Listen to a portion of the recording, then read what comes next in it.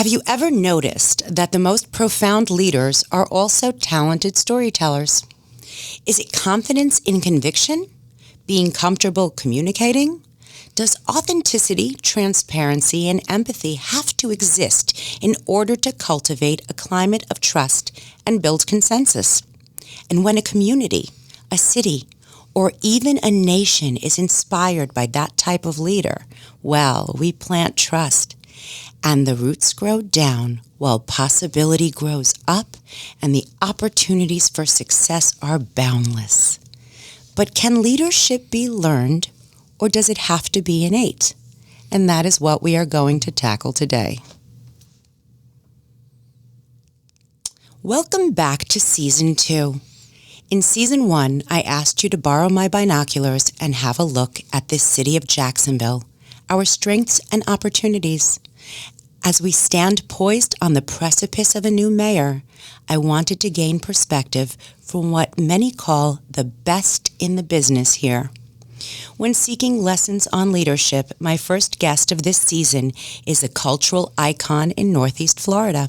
He is the current president of Flagler College, President Emeritus of the University of North Florida, and the former mayor of Jacksonville. John Delaney, welcome. Well, thanks. Glad to be here. So let's get right into it. Before you were mayor of Jacksonville, there was not a track record of bipartisanship. From the very beginning, you brought in a diverse group of people to work with your administration. The criteria was never party affiliation, rather people of high integrity to start strategic decision-making for long-term development. During your tenure as mayor, voters approved a half-cent sales tax willingly to support the $2.2 billion Better Jacksonville Plan that you spearheaded, which gave the city new public facilities and other amenities. You also created the Preservation Project, a massive land conservation program giving Jacksonville the distinction of having the largest park system in the United States, setting us up for natural resources in perpetuity. So tell me, what made you feel confident that this city was ready for your collaborative vision? Well, I don't know if I started out wanting to be as collaborative as I realized on day one I needed to be. And, I was fairly young, I was in my mid-30s when I got elected mayor. And but the eye-opener to me was that I ran as a Republican, and I had virtually no African-American votes. And I just woke up that next day and I said, I can't govern if a quarter of this city doesn't think I represent them. And that would now be about 30%. And so that first year was just a wonderful journey for me. And then I was very much blessed in the same election, Nat Glover, who you've had on. He was number 3 person in the sheriff's office, had won a really brutal sheriff's race where the Republican Party and the Democratic Party both had major candidates backing. Nat ended up running, and he ended up winning without a runoff. It's just one of the most spectacular political stories, frankly, in election history. Yes. And it's here in the hometown. And he and I were acquainted. I'd been in the state attorney's office while he was a director in the sheriff's office, and we became very, very close. And so we support each other's initiatives just across the board. And when his poll numbers went up, mine went up. When mine went up, his went up. We were very much linked together. And I spent my first year actually every other week going to an African-American church. And I went to black churches more than I did my own church that first year. And it was just, there's a lot of things to pick up.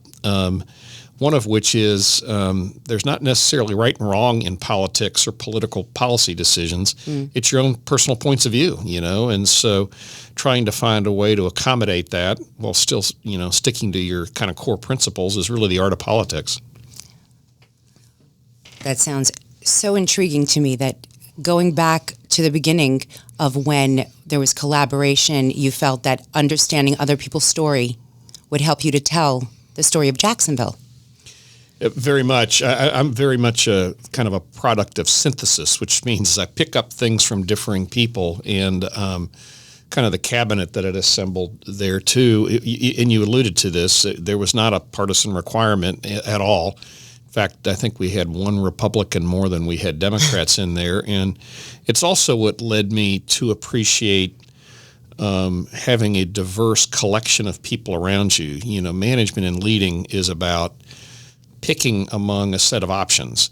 So the more options you have laid out in front of you, odds are there's a better decision to be able to be made. And so you've got to set up a climate where people feel free to disagree with you.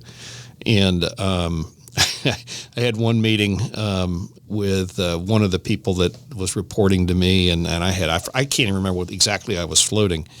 And he slammed his hand down on the table and he says, "John, are you out of your blinking mind?"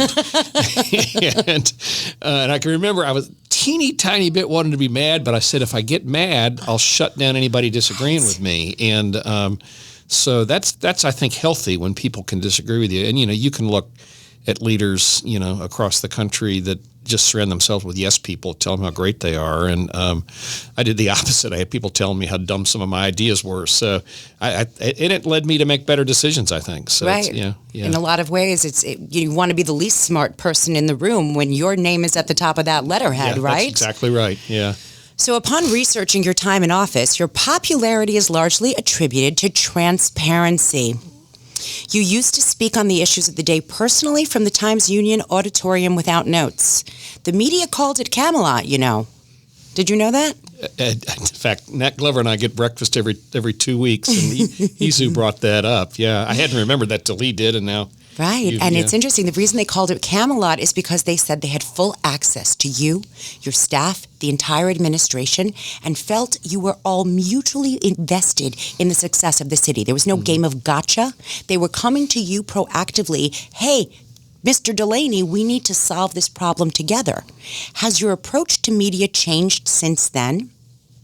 No, I try to avoid no comment and avoiding a reporter, and that's really changed. A lot of political advisors are now saying it's better not to engage. Don't do these town meetings. Some local elected officials have avoided going to the editorial board with the newspaper, and it doesn't have the influence now that it used to. The circulation's down, and people are getting media from so many different places, and I think that's a horrible thing for a democracy, that the local media is really, really important to kind of be a conscience. And I see it now. There's things that mayors and sheriffs and state attorneys get away with that I never would have been able to get away with because they catch you. But I also think it makes you better in learning how to deal with the questions and answers. And if you're avoiding those public sittings, you don't learn, okay, that joke didn't work, and that laugh line didn't work, and that story didn't really work, and often, they have one of the staff would be at some of those and say, hey,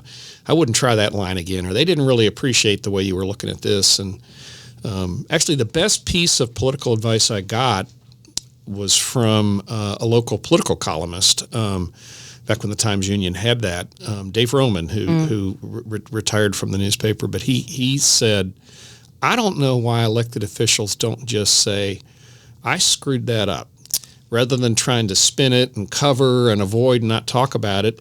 And I still remember we were having dinner and he kind of said that, and it's just stuck with me. I mean, that was a long time ago. And so I think people appreciate it if you say, look, I blew that one. I missed that one. And here was my thinking, and that part was wrong. And it was really one of the best pieces of advice I ever got. And it was from a columnist that was covering me, not always positively. By the way, that's excellent advice for not just politics, but for marriage. Yeah, that's very true. That's very true. Own the mistake. It's a lot easier to back your way out of it once taking ownership. That's for you, my husband. It's interesting because I would ask, what wisdom do you have to share as far as navigating the media today? We know it's changed. We know there's more opportunities for the media to engage. It's not always from a position of negativity. I mean, obviously, there still are journalists with integrity.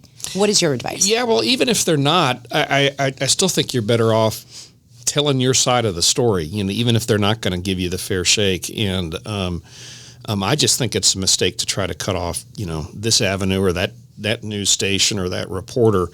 And people tend to want to like people, and particularly when you're face to face. And so I think it makes you better to try to do that. And so, I mean, there are times when you've got to do a no comment, personnel decisions, somebody's had to be fired or whatever. There's some things that you've got to do it, but I tried to make it really rare, where we just wouldn't respond. And like I say, every now and then you have to. Sometimes there's timing things that, or legal things. Sometimes there's, your lawyers are telling you can't say anything about this one. But for the most part, I think you're better off kind of trying to explain what your policy is.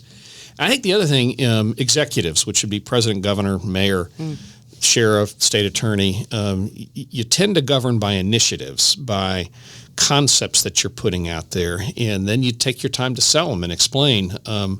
One of the stories I often tell, you reference the Better Jacksonville Plan, which was a referendum in 2000 that was $2.25 billion, which is about $5 billion today. I mean, it's a lot of money. It's a lot of money.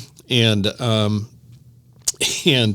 my poll numbers, what they call a favorability number, actually went up during the course of me selling this tax increase. And in the end, the favorability number was in the low 80s. The referendum got about 58% of the vote.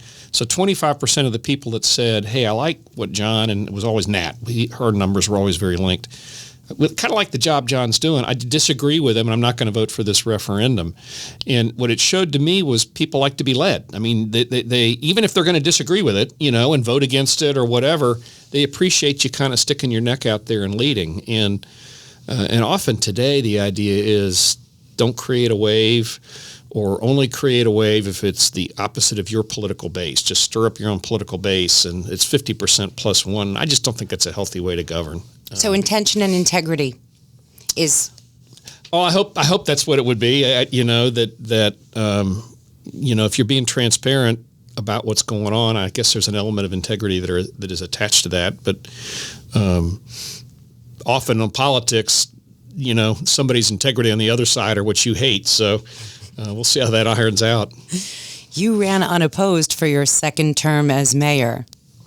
As a native New Yorker, what did you think when Michael Bloomberg became a third-term mayor? We've got term limits in Jacksonville, and so we had term limits in New York too. Yeah, what'd they do on that? Because did they waive it, or they changed the law? They changed the law. Yeah. Because I know Giuliani had been thinking about it up there prior to that, and I think for executives, the 2 4-year terms, you need to move on. I'm not so sure that should be the same tenure for legislators. It takes a while for them to learn. They tend to be part-time other than Congress. But no, I knew it was enough. I think my team wished we had about another year and a half to finish up a new courthouse, and that my successor, John Payton, who's also a dear friend, took on. And my people blame him for blowing it. He blames us for leaving him a mess with the courthouse. But again, it worked out. John Payton fixed it up. But no, 8 years is plenty as an executive, and at that high level. A lot of people don't really appreciate how big Jacksonville is, not just the land area, but in population. It's about the 12th biggest city in the country. It's actually bigger than Miami. It's bigger than Boston. Of course, the metro areas around Miami are huge, but and there's 32 or 33 cities in the county where Miami is, and here it's we're pretty much county line to county line. So. That's a big government. I mean, that's a big government, and it's the largest in land area in the continental United States. So, it's a different job than many people really realize. And Jacksonville, frankly, it's bigger. I haven't looked at this in a while, but it's bigger than 6 states, 6 U.S. states, and bigger than South Dakota and Rhode Island and Alaska. It's got more people than Alaska, and so it's a big deal, and you don't take it for granted. That's why the mayor's races tend to be very costly. The mayor's race right now that's going on is the second most expensive political race this year, second only to the Wisconsin Supreme Court race. It's a little weird to have an election for Supreme Court of that state, but that's how they do it. Yeah. It's interesting that you look at the 4-year limits, and you don't think that there's a need for there to be anything beyond that. You don't think that there's. You can run again if you sit out a term, and many mayors have done that. Did you consider that at any point? No. They say in politics, never say never, but that's a job you don't need to do twice. It's a draining job. And again, the mediascape's a little different. It's now been almost 20 years since I left that job. And but the newspaper usually had a couple reporters there in the morning. They read all your emails. They read all your mail. They knew where your calendar was.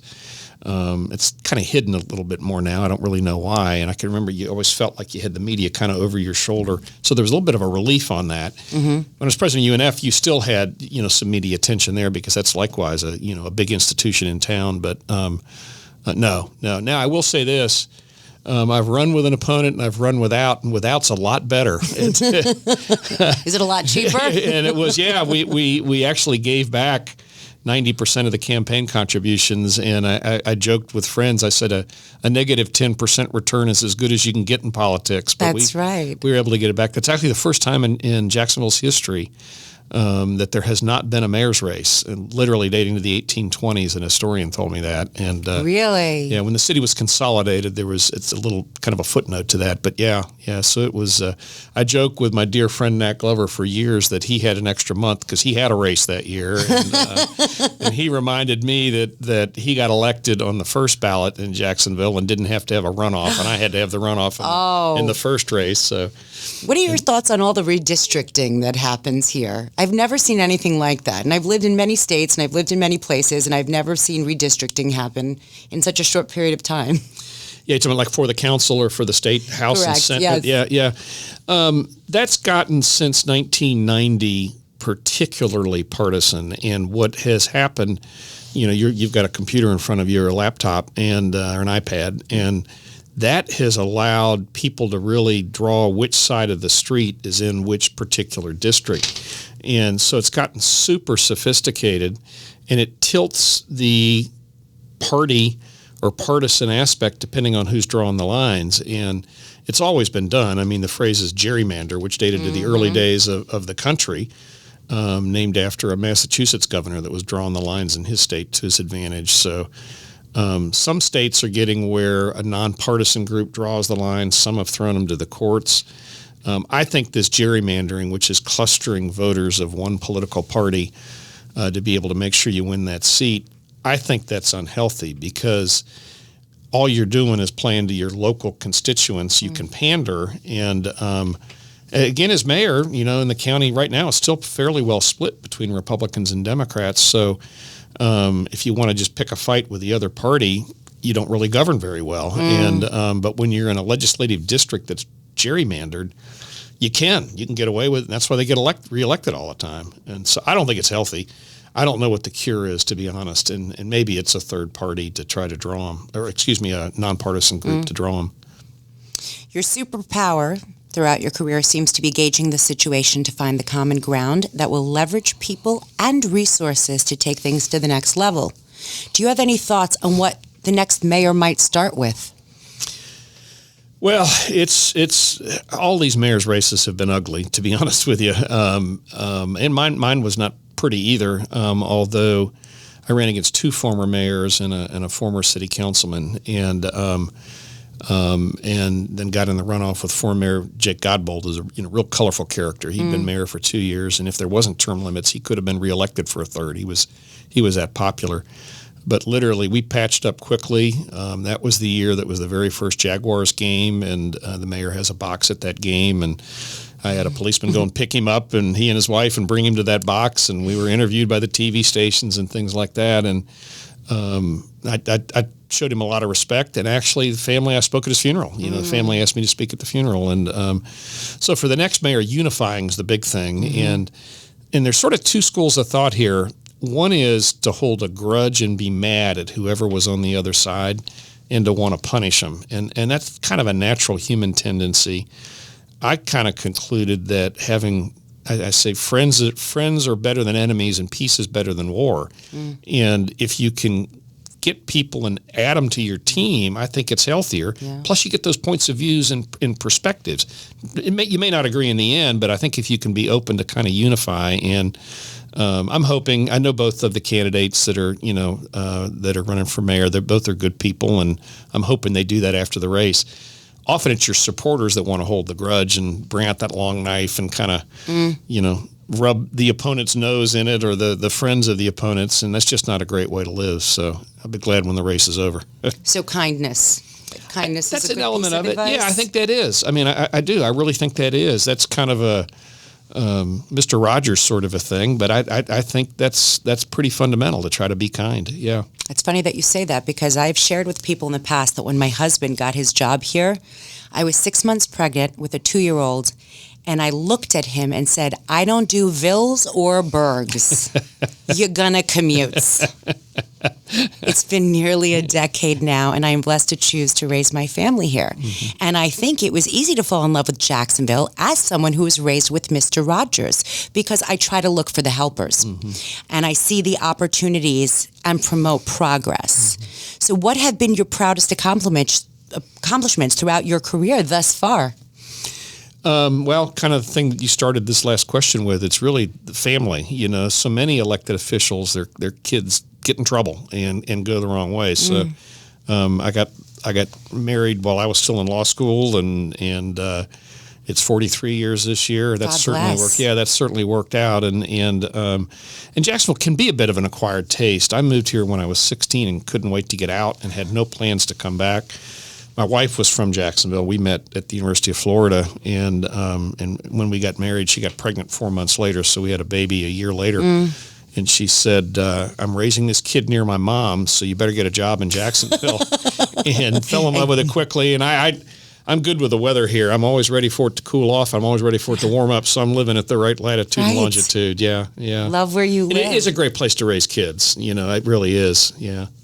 What is your advice to anyone who aspires to be the kind of leader who, like you, is respected and regarded highly as someone who is thoughtful, wise, and valued for their opinion and collaboration? Well, I often say, they'll get asked to talk about leadership, that there's no one style. And right in the beginning, is it innate or not? I think some people are natural, but that doesn't mean that you can't learn it or acquire it. And I'll often use the examples of the difference between the American presidents, whether you like the politics or not. Set that aside. How effective were they in that position? And Ronald Reagan and Lyndon Johnson were probably two of the most effective in this past century, setting aside whether you like their policies. They got their stuff done. And Reagan kind of clocked out at 5 o'clock. LBJ was twisting arms into the midnight hour and lining up votes. And they both their styles were different. And so there's no one perfect style. You got to be who you are. But I think some of the things that you've alluded to throughout this whole interview, trying to be honest with people, having some integrity, listening, being kind, trying to understand another's point of view. And that may be something that the old trial lawyer in me that was helpful. It was because you're always trying to say, okay, what's the other side going to try to put into evidence in the court? How is the judge going to rule on that? How are they going to argue the law on that?